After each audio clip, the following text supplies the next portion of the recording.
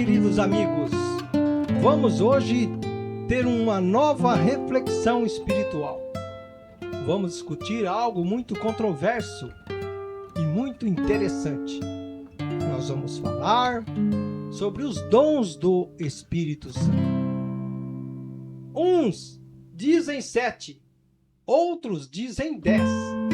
Mas no caso em si, tratando daquele que Jesus nos deixou como grande consolador, pouco importa números e sim o entendimento a respeito deste grande Espírito Santo.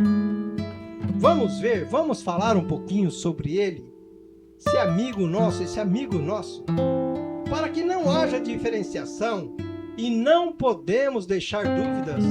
Eu digo que lá em Isaías cita 7 dons, quais são? Sabedoria, entendimento, conselho, fortaleza, ciência, piedade e temor de Deus. Eles preparavam os judeus para uma vida de santidade.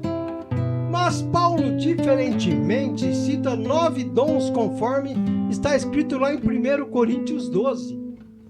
E são eles: carisma de manifestação, sendo a palavra de sabedoria, palavra de conhecimento, fé, dons de cura, milagres, profecias, discernimento de espírito, línguas e interpretação de línguas.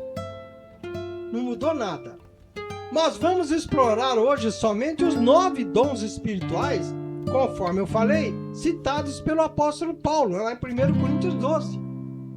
Uma vez que no fundo podemos dizer que são as mesmas coisas, criando um paralelo de interpretação, comparando com o que Isaías tinha dito. Neste caso, são dons e capacidades sobrenaturais dadas pelo grande Espírito Santo para a edificação do quê? Da igreja. O propósito foi esse. Lembre-se você que os dons que lhe foram dados a ti, eles não são humanos, pois lhes foi concedido pelo Espírito Santo. Mas vamos fazer uma divisão para que você possa entender um pouquinho melhor.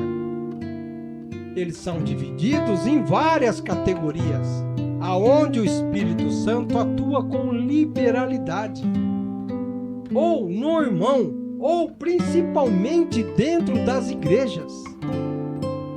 Começamos pelos dons de revelação, ou seja, revelam algo tanto para o irmão como para a igreja. É Deus falando. Como dom também nos traz palavra de sabedoria, que é a habilidade de aplicar o conhecimento divino com discernimento. Preste atenção nestes detalhes, pequenos detalhes. Outro fato interessante é que nos traz a palavra de conhecimento, onde aprendemos a compreensão, a profundidade das verdades espirituais, ou de situação, ou de uma situação específica. Mas tem um detalhe de extrema importância que faz o cristão ter a avidez de discernimento de espírito. Neste caso, nos dá a capacidade de distinguir a origem de manifestações espirituais dentro da igreja, ou seja, o que procede naquele momento, se é humano ou é espiritual, vindo de Deus. Você tem que ter discernimento espiritual. Tem aquilo que chamamos de dons de poder, onde através de jejum, oração e campanhas possibilitam algo em torno de um objetivo proposto, realizando algo desejado. Lembre-se, o Espírito Santo sempre está presente quando você o busca. Ele está presente nas suas orações, não tenha dúvida. Mas tem um fator muito importante, que tudo depende de você. Esse fator chama-se fé. Você precisa de fé. Mas para alcançar esse objetivo, devemos ter confiança extraordinária e inabalável em Deus. Uma coisa muito peculiar que vemos tanto no Velho como no Novo Testamento, onde, o que nós temos? Temos várias manifestações através de Jesus Cristo, que são as curas divinas, provadas dentro das Escrituras. Os dons de cura mostram a capacidade sobrenatural de restaurar o quê? A saúde física, a saúde emocional, ou até mesmo espiritual com uma perturbação. Vamos lembrar que os dons de curar andam juntos com a operação do quê? De milagres. Sim, então ali, lado a lado, são intervenções que suspendem as leis naturais para demonstrar o poder de Deus, e a ciência não consegue explicar isso. Neste caso, nem a ciência, conforme eu falei, consegue explicar aquele fato acontecido, deixando a ciência vazia na sua explicação. A ciência não tem um parâmetro para explicar aquilo. Mas tem também os dons de elocução, a chamada inspiração, e é quando nos diz algo, vem diretamente a nós. A palavra elocução refere-se ao modo como alguém expressa seus pensamentos ou ideias, seja de forma oral ou escrita. O termo também engloba a técnica e a escolha das palavras corretas para tornar uma mensagem muito mais clara, digamos assim, mais elegante e adequada ao público. Presta atenção no que eu estou falando, não estou falando bonito, não. O Espírito Santo, ele não humilha ninguém. Ele também usa profetas, e através de profecias ele tem o quê? A grande capacidade de comunicar uma mensagem inspirada por Deus para exortação e edificação, tanto para a igreja quanto para o irmão, tanto pessoal como para a igreja. Assim, lembro mais uma vez que o Espírito Santo, o grande Espírito Santo, aplica a variedade de línguas, ou seja, falar idiomas ou linguagens desconhecidas pelo falante. Nem mesmo às vezes o falante sabe o que está falando. Neste caso, muitos crentes têm o dom de interpretar justamente esta linguagem falada. É a habilidade espiritual de compreender e traduzir o que foi dito em línguas estranhas.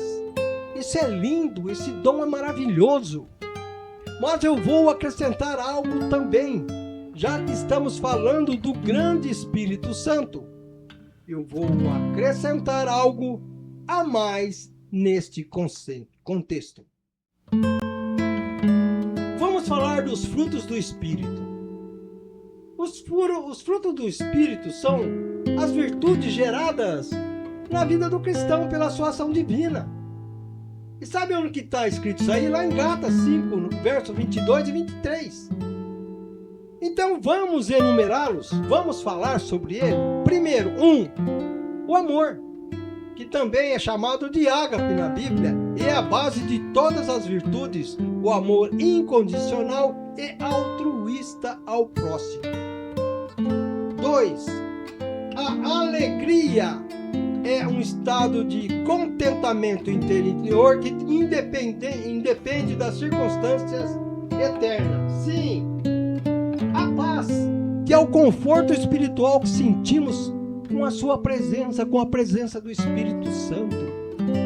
A serenidade e tranquilidade do Espírito são baseadas na confiança em Deus. 5. A paciência ou longanimidade, que é a capacidade de você suportar provações e ter a paciência na demora do cumprimento das coisas esperadas com perseverança. O tempo de Deus é você tem que ter calma, esperar. 6. Amabilidade ou benignidade. Você sempre tem disposição para tratar o próximo com brandura, com doçura, sem aspereza. 7. Bondade é a prática ativa do bem, da generosidade, da justiça. Neste caso, ele age dentro do seu coração, com a consciência do quê? Da verdade, a fidelidade ou fé. Então ali, ó, sendo nesse caso cheio de lealdade e firmeza de caráter, sendo uma pessoa de confiança. 9. A mansidão. Aí está um propósito onde você cria e cultiva humildade e controle sobre a sua própria força, agindo sem arrogância ou sem violência. 10 e último, o domínio próprio, onde você criou temperança e autocontrole e passa a ter a capacidade de controlar os próprios desejos, os próprios impulsos e as suas emoções. Sim, mas segundo a tradição bíblica, o apóstolo Paulo utiliza o termo fruto no singular, não no plural, indicando que essas características compõem o quê? Uma unidade da transformação interior do crente sobre uma pessoa, sobre você. Assim, espero ter completado a sua vontade de aprender mais sobre esse grande Espírito Santo, que é o nosso Consolador, a qual Jesus falou: eis que deixarei o Espírito Santo, e nos deixou. Às vezes nós não sabemos usá-los a nosso favor, nós às vezes ignoramos em orações, em petições, porque o Senhor está lá ouvindo, e Ele ouve, Ele está perto, Ele está do lado, Ele está vendo toda a situação. Aí o Espírito Santo age. O meu muito obrigado por você ter ficado conosco até agora, e que Deus te abençoe em nome de Jesus.